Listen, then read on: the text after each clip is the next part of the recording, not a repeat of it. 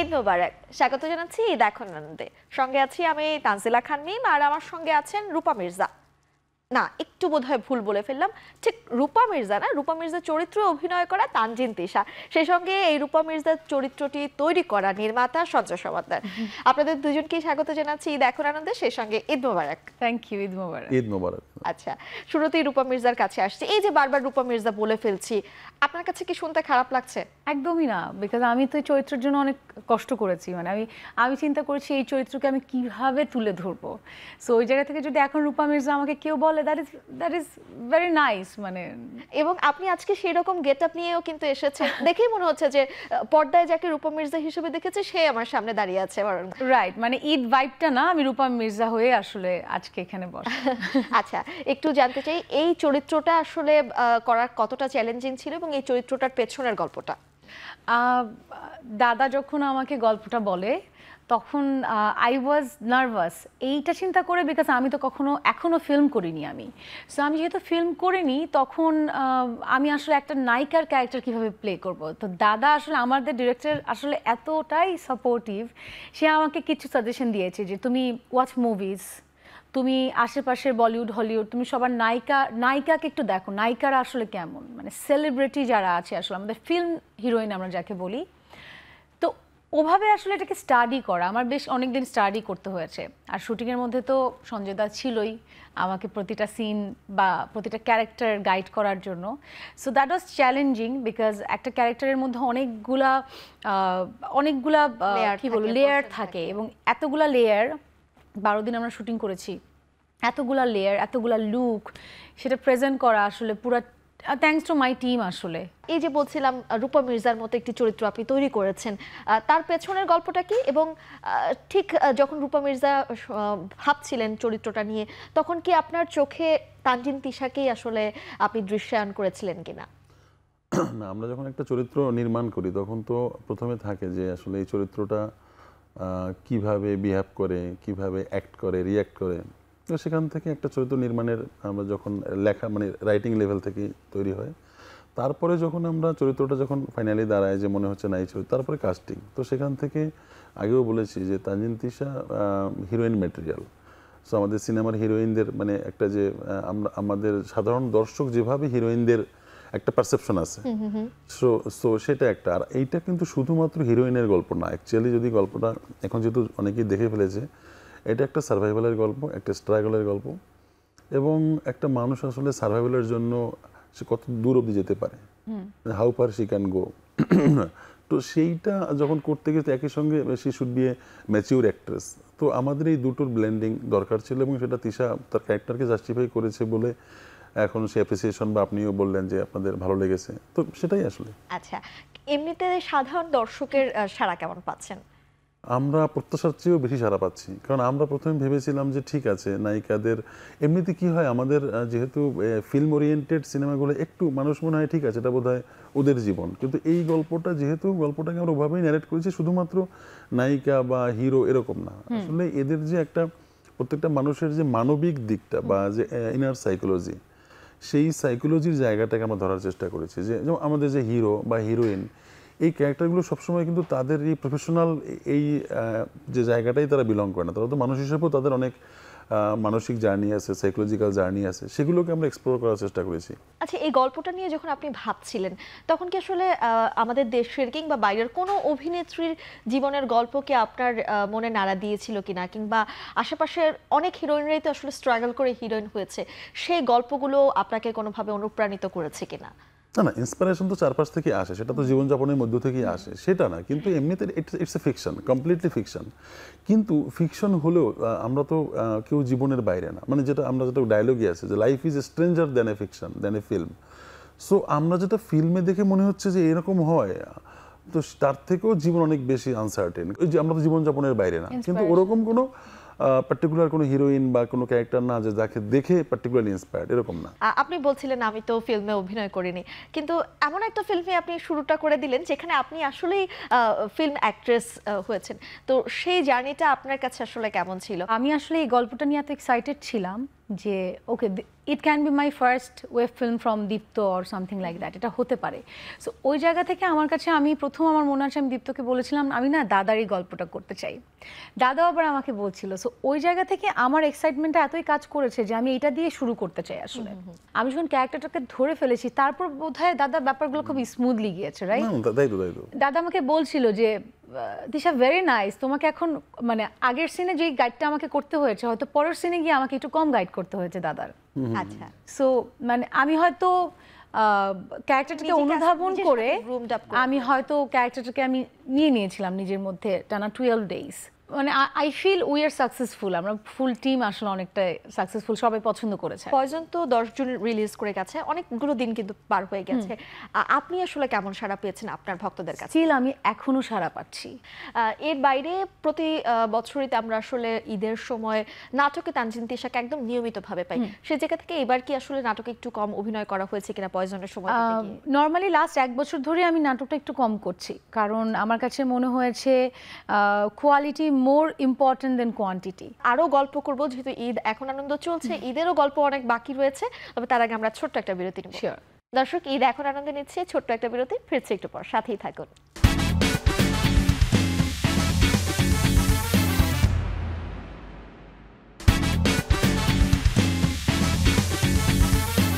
সঞ্জয় দা, আবারও আপনার কাছে আসতে চাই। আপনি আসলে কাজ কি নিয়মিত করছেন নাকি নিয়মিত না করে চাচ্ছেন যে একটু কোয়ান্টিটি না, যেন কোয়ালিটি ম্যাটার্স হয়? কারণ আপনার কাজ দর্শকরা কেন একটু কম পায়?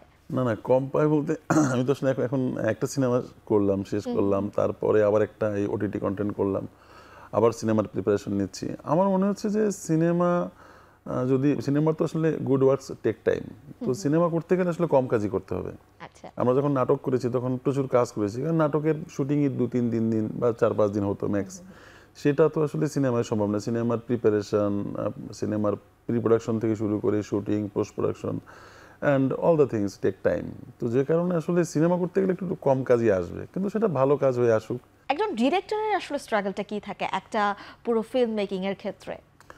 বাংলাদেশের ডিরেক্টররা যে কি স্ট্রাগল কোথায় নাই সেটা বলুন। কারণ এখানে আমাদের এখানে যেহেতু মানে সিনেমার কথা যদি বলি বা ওটিটির কথা বলি, প্রথমে ডিরেক্টরকে ফাইট করতে হয় একটা ভালো প্রডিউসার পেতে, যে প্রডিউসার সিনেমাটাকে ঠিকঠাক প্রমোশন করবে, ঠিকঠাক বানাতে ডিরেক্টরকে সর্বোচ্চ সহযোগিতা করবে এবং finally release all the things. তো সেই তো আছে। তারপরে যদি আমরা সেই সব বাদও দিই, যে শুধুমাত্র আমাদের মেকিংয়ের টেকনিক্যাল জায়গায় যাই, তো শুরু হয় আসলে আমাদের গল্প পিক করা থেকে, যে আমরা আসলে আমাদের 2টা কোশ্চেন করি, এই গল্পটা কেন করব, তারপরে প্রশ্ন এই গল্পটা কিভাবে করব। তো প্রথমে আমরা যখন এই কোশ্চেনের অ্যান্সার আমরা পেয়ে যাই, ঠিক আছে এই গল্পটা করা যেতে পারে, then how, so why and how. So তারপরে যখন আমরা ভাবি যে গল্পটা আমরা করব, তারপরে আমরা ওটার উপরে কাজ করি, স্ক্রিপ্ট ডেভেলপিং অ্যান্ড অল, তারপরে পিচিং হাউজে, বা তারপরে আমরা শুটিং যা হয়। কিন্তু স্ট্রাগলটা আসলে এটা বলে বোঝানো যাবে না, কারণ এখনও যেহেতু প্রপার আমাদের অ্যাজ এ ফিল্ম ইন্ডাস্ট্রি ওরকম এখন স্ট্রাকচারাল জায়গাটা অত স্ট্রং না, সেখানে স্ট্রাগলটা অনেক বেশি। মানে একটা ডিরেক্টরকে অনেক কাজ করতে হয়, যেটা হয়তো অনেক কাজ তাকে অনেক দিক দেখতে হয়, যেটা হয়তো এক্সিকিউটিভ প্রডিউসার দেখার কথা, যেটা হয়তো লাইন প্রডিউসার দেখার কথা, এরকম অনেক কিছুকে ডিরেক্টরে। কিন্তু ঠিক আছে, আমরা আসলে এর মধ্য দিয়েই কাজ করছি এবং এটা কোনো কমপ্লেনও না, আমাদের কাজ করতে হবে, ভালো কাজ করতে হবে এবং এর মধ্যে দিয়ে ভালো কাজ হচ্ছেও। তো একটা সময় সেটা আসলে একটা সময় প্রপার ইন্ডাস্ট্রি হবে এবং তখন আসলে ডিরেক্টর শুধু ক্রিয়েটিভ কাজটাই করবে, সেই দিনের আশা করি আর কি। কিছুদিন আগে সম্ভবত নাপিতের কাজ শিখেছেন, এটা আমি শুনেছি। একটু আমাকে যদি বলেন, সেটা কি রূপা মির্জা চরিত্রের জন্যই নাকি অন্য কোনো? না, এটা অন্য একটা প্রোডাকশন করেছি, ঈদের নাটকের মধ্যেই একটা, সেটা করেছি কয়েকদিন আগে। নাপিতের বলতে আমার যে ডিরেক্টর ছিল, মানে আমি জাস্ট চুল কাটা আমার শিখতে হবে কিছুটা, বিকজ আমি অন স্ক্রিন যখন কাজ করব I have to look professional. হ্যাঁ, সো ওই জায়গা থেকে আমার একটু মানে ট্রাই করতে হবে। সো যেটা হয়েছে তখন আসলে নাপিতের কাজটা একটু চেষ্টা করা, শেখা হয়েছে। চুল তো প্রপারলি, মানে যেটা হয় হেয়ার কাটটা তো প্রপারলি দিতে পারবো না, বাট হয়তো একটু চেষ্টা করেছি। আপনি ওপার বাংলার গুণী একজন অভিনেতা জিতের সঙ্গেও কাজ করছেন, দর্শকরা একটু জানতে চায় জিতের সঙ্গে কাজ করার অভিজ্ঞতাটা আসলে কেমন ছিল?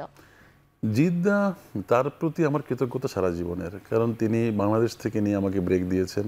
আমার প্রথম বড় সিনেমাটা মানে বড় পর্দার সিনেমাটা ওনার সঙ্গে হয়েছে, তো আমার তো life time gratitude to him. Secondly হচ্ছে তিনি মানুষ হিসেবে অসাধারণ। আমি একটা মানুষকে দেখেছি যে কমিটমেন্টকে কিভাবে মেনটেন করে মানুষ। আমি যখন প্রথম তাকে গল্প শোনাতে গেলাম, যখন তিনি ডাকলেন যে এই গল্পটা শুনতে চাই সামনাসামনি, তারপরে তিনি গল্প শুনলেন এবং গল্প শোনার পরে তার যে একজন ডিরেক্টরের প্রতি যে সম্মান, এবং he is completely directors artist. প্রত্যেকটা সিনের আগে আমরা মেকআপ ভ্যানে বসে একটা ছোট্ট রিহার্সাল করে নিতাম।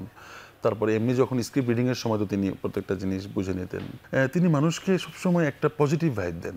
হি is a very positive guy, এবং তিনি মানুষকে খুব ইন্সপায়ার করেন। এবং আমি দেখেছি তার তার ধ্যান জ্ঞান পুরোটাই ফিল্ম কেন্দ্রিক। বাহ, আচ্ছা তিশাপু, এই যে আমি প্রশ্ন করছিলাম বা এই প্রশ্নটা আপনাকে অনেকেই করে একটা নতুন কিছু রিলিজ হওয়ার পর, যে সাড়া কেমন পাচ্ছেন। হ্যাঁ, সেই সাড়াটা আসলে কি দিয়ে মাপ করা হয়? সেই সাড়াটা কি শুধুমাত্র ইউটিউবের ভিউজ দিয়ে কাউন্ট করা হয় কিনা? এখন তো সামাজিক যোগাযোগ মাধ্যম আছে, অনেকে সরাসরি আপনাকে মেসেজ করতে পারে। তো আপনি আসলে কিভাবে আপনার যেই কাজটা, সেই কাজটার মূল্যায়ন দর্শক যে ভালো বলছে সেটা বুঝতে পারেন? যখন আমি দেখছি মানুষের এক্সাইটমেন্ট অ্যাবাউট দ্য ওয়ার্ক, মানুষের রিভিউজ অ্যাবাউট দ্য ওয়ার্ক, তখন কিন্তু আস্তে আস্তে বোঝা যায়। এবং অনেক গুণী মানুষও আছে যে কাজটা নিয়ে প্রশংসা করছে। সব কিছু মিলিয়ে আসলে বোঝা যায় আসলে কাজের রিভিউটা কেমন। সো ওই জায়গা থেকে আমি বলবো শুধু ভিউ আসলে কিন্তু আমাদের কাজের মানে মাপটা ঠিক হতে পারে না। সো ওই জায়গা থেকে আমি বলবো overall very good response for poison আসলে। আচ্ছা, ধন্যবাদ আপনাদেরকে। আমরা আরো একটা বিরতি নেব, বিরতির পরে আরো গল্প করব।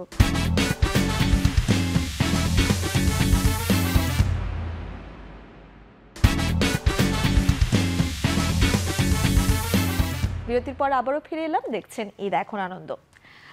দুজনের ঈদই নিঃসন্দেহে অবশ্যই ভালো কেটেছে, যেহেতু একটা কাজ নিয়ে এসেছেন, দর্শক সারাও ভালো পাচ্ছিলেন বলছিলেন। তবু পরিবারকে নিয়ে আসলে ঈদ কতটা কাটলো, শুরুতে যদি তিশাপু বলেন। আমার ঈদ মানে আমার পরিবার, আর আমি খুব ফ্যামিলিয়ার একটা পার্সন। মানে আমার আমার সময় মানেই আমার ফ্যামিলি। আমি খুব পছন্দ করি ফ্যামিলির সাথে থাকতে। সো এবারও ঈদ ফ্যামিলিকে নিয়ে কেটেছে, বাসায় ছিলাম এবং পয়জনময়ী ছিলাম। এখনো খাবারে আবার কারো পয়জন না, ফর শিওর। বাট দেখলাম এখনো মানুষ দেখছে, এখনো অনেক ভালো রেসপন্স পাচ্ছি। আচ্ছা সঞ্জয়দা, আপনার যদিও আসলে ঈদটা একটা উৎসব, যে উৎসবে সবাই শামিল হয়, সেই উৎসবটা কেমন গেল? না, ঈদ তো একই সঙ্গে ধর্মীয় উৎসব এবং একই সঙ্গে সামাজিক উৎসব, সামাজিক বন্ধনের উৎসব। তো সেই জায়গা থেকে তো একটা ফেস্টিভ মুড, সবাই আনন্দে আছে। সবার সব থেকে বড় কথা কি, সবার মুখে যে হাসি মুখ, সবাইকে ভালো থাকতে দেখা, হাসতে দেখা তো আনন্দের। আমার চারপাশে মানুষগুলো যখন ভালো থাকে, তারা যখন মনে হয় যে একটা ঈদের মুডে আছে, আমরা বলি না, তো সেইটা যখন দেখা যায়, প্রতিটা মানুষকে সুখী দেখতে পারার থেকে তো আনন্দ কিছু হতে পারে না। একটা মানুষ সুখে আছে, এটা দেখতেও তো ভালো লাগে। অবশ্যই। তো ঈদের সময় মনে হচ্ছে কি আমরা সবাই অনেক বেশি সুখী মনে হয়, মানুষকে দেখলে মনে অনেক বেশি হ্যাপি। আসলে সব সময় এত ব্যস্ত থাকতে হয়, ঈদের সময়টাতে একটু তো ছুটি এই যে থাকে। মানুষকে সুখে দেখার যে আনন্দ, বা মানুষকে ভালো থাকতে দেখার যে আনন্দ, সেটা আমাকে ভীষণভাবে ছুঁয়ে যায়। তারকা হওয়ার আগের ঈদগুলো কেমন ছিল এবং এখন আসলে ঈদটার আনন্দ কেমন?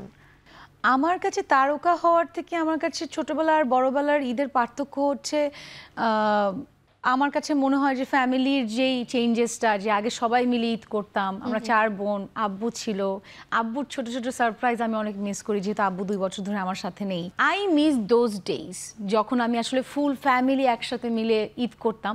ওইটাই আসলে আমাকে অ্যাজ পার্সন অনেক এফেক্ট করে। আচ্ছা, তারকাদের ব্যাপারে সাধারণ দর্শকরা অনেক কিছু জানতে চায় এবং স্বাভাবিকভাবে একটা কিউরিওসিটি তো থাকে। তো সেই জায়গা থেকে আমি একটু, আপনি আসবেন শুনে আমি একটু গুগল করছিলাম যে তানজিন তিশা সম্পর্কে আমি একটু জানি। তো গুগল করতে গিয়ে দেখলাম প্রথমেই আসছে তানজিন তিশার মোবাইল নাম্বার। তানজিন তিশার মোবাইল নাম্বারটা সবাই জানতে চাচ্ছে। এরকম কি আসলে কোনো আননোন মানুষ ফোন করে কিনা?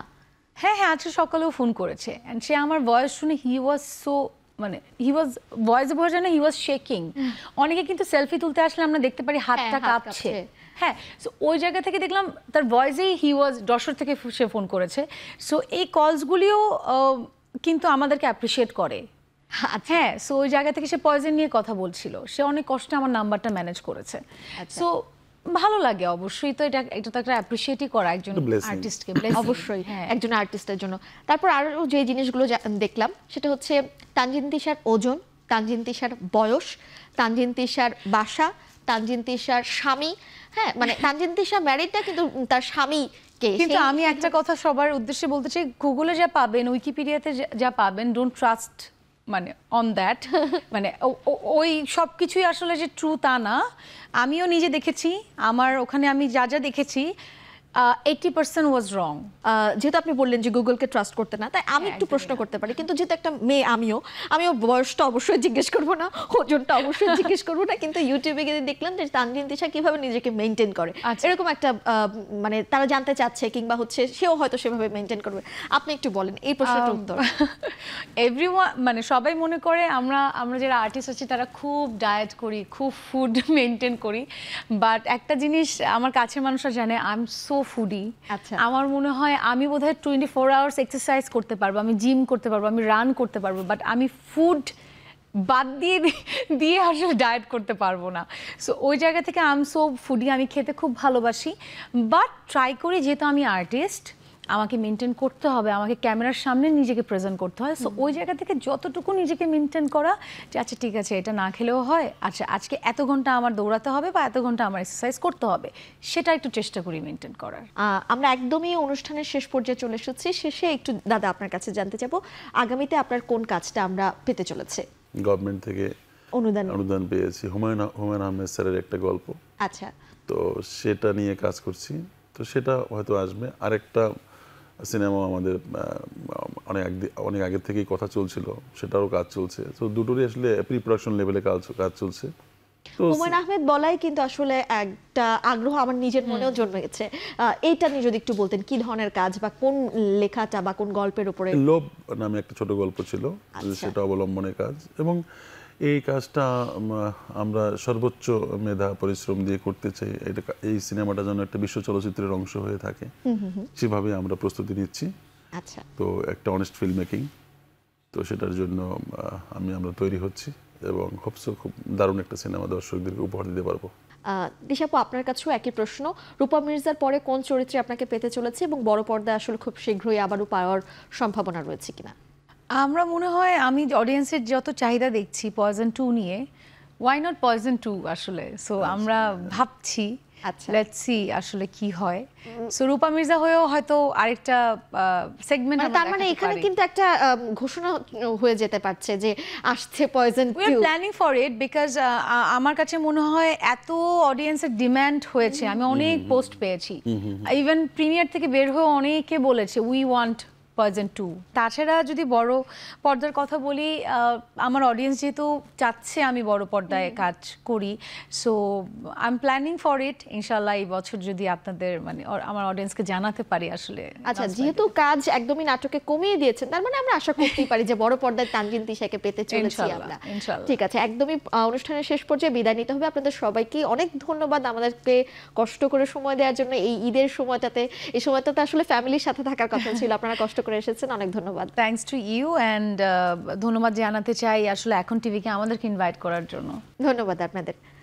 দর্শক, এই ছিল ঈদ এখন আনন্দের আয়োজন। এখন টেলিভিশন ওয়েবসাইটে দেখতে হলে ভিজিট করুন www.ekhon.tv, ফেসবুক দেখতে হলে ভিজিট করুন facebook.com/tv.ekhon। এছাড়া ইউটিউবে দেখতে হলে ভিজিট করতে হবে youtube.com/c/ekhon tv।